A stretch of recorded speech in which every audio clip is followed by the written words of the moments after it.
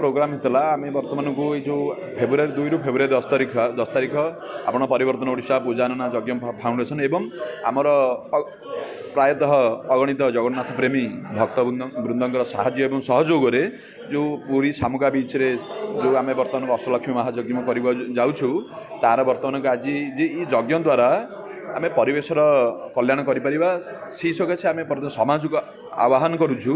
जे बर्तमान आपण मैंने शुद्ध जिनसर पूजार व्यवहार करूँ निजे शुद्धता भाव रुहतु निज परिवार को शुद्ध रखु सुस्थ रखु एवं समाजर कल्याण करूँ। आज्ञा देखो विभिन्न संस्था विभिन्न समय तेणुक आम बर्तमान आम तो नुआ कहीपर कि पुराणा कहीपर आम भावुँ बोध ये गोटे विशाल सेतुबंध तैयारी होची आमे टिके ताधरे बाली गुंडीची मुसाई टे बाली पकाइबा चेष्टा करूछु एवं समाज आपण मानक संपूर्ण सहयोग मिलले इटा आमे फलवती हो आशा रखुछु। यज्ञ कले यज्ञ कोन उपकार मिले तो यज्ञ करन उपकार कोन आज्ञा यज्ञ कले आज्ञा बहुत किसी उपकार मिले जोटा कि आपणकर बर्तमान इमिति माने ये भितर कना सेटा गोटे अनुभवर कथा आपण मंदिर को गले कौन उपकार पाती से आपण ही कहींपारे मु आपको केवे कहीपरिनी से अनुभवर कथा अनुभव प्रत्येक व्यक्तिर अनुभव अलग अलग तेणु विभिन्न लोक विभिन्न अनुभव कर तेणु निश्चित भाव उपकार अच्छी बोली आज पर्यंत यज्ञ जदि कौन उपकार न था ताले आज बर्तमान को ये पर्यंत आसिक पहुँची न था। आज्ञा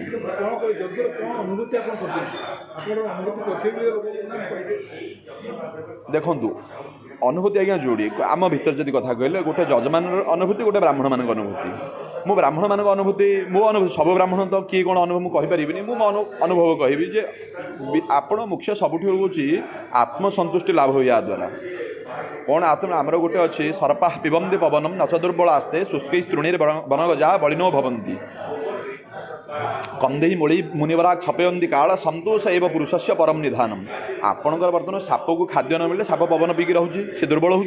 दुर्बल होनी कार्यक्रम तार हो ठीक रोचे हाथी की आज्ञा बर्तमान को सी सुखिला घास डाला पत्र जहाँ पाइला सी तादेह बलशाली होकर रोचे आपण को जंगल जो ऋषि मुनि मैंने रोचे हिमालय जो रोचे ऋषि मुनि से कौन खाद्य पाँच से देह में रोचे कौन ना संतोष जदि आप आत्मसंतुष्टि लाभ करें बर्तमान सीटा हूँ सब बड़ कथा तेणु मो अनुभव जो यज्ञ कर मुझे बहुत आत्मसंतुष्टि लाभ करे तेणु ये सब मत कि पचारे जदि तुम आत्मकल्याण चाहूँ आत्मसंतुष्टि चाहूँ ताले यज्ञ कर यज्ञ तो विभिन्न प्रकार क्षेत्र जे केवल बर्तमान को अग्नि में घी ढालिकी करवा आम यज्ञ विभिन्न प्रकार अच्छे से तो मैंने विस्तृत भाव में बोधे एमती मैंने वर्ष वर्ष लगे तो आलोचना भी सर साधारण क्षेत्र गोटे यज्ञ क्षेत्र बहुत लगे एमती कि आम बर्तमान खाई नु दिन सारा आम लगे बर्तमान घरे खाली दिन अच्छु माने 2 घंटा जब भोक गड़ीगला आज्ञा भारी दुर्बल लगे यज्ञ काम आम करूँ बर्तमान को दिन सारा उपास थी सन्ध्या खाइले खाइबू राति खाइबू ताधे मैंने लगे आउ गए पर्वत उपाड़ी फिमाड़ी ये माने मन में बल आसे जो मैंने घरे संक्रांति यज्ञ करते होम करते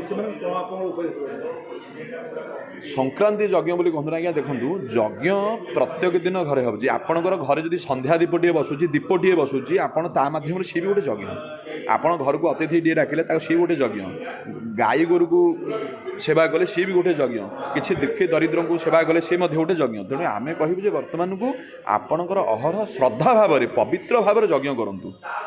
पवित्र रहू एवं श्रद्धा रहू मन में आपण बहुत भल जिन आप मन श्रद्धा नाले से यज्ञ कौन मूल्य नहीं तेणु आप श्रद्धार सहित करूँ एवं शुद्धता रखु ता देह आज्ञा होम आज्ञा देखो होम आम जदि शास्त्रीय क्षेत्र में जावा शास्त्र क्षेत्र में कहूँ बर्तमान को आम साधारण भाव में बसिकी स्वाहाकार प्रयोग जहाँ करूँ होम कहूचे एवं छिड़ा होकर बसटकार प्रयोग होचे यज्ञ कहूचे किंतु सी सब आउ बाकी बाकी लोकाचार क्षेत्र देखा आम छोटिया मोटिया आम जो कर अल्प घेर कले होम कहूचे एवं बर्तमान बड़ आकार कले यज्ञ कहूचे किंतु शास्त्र विभिन्न विभिन्न प्रकार वर्णना अच्छी।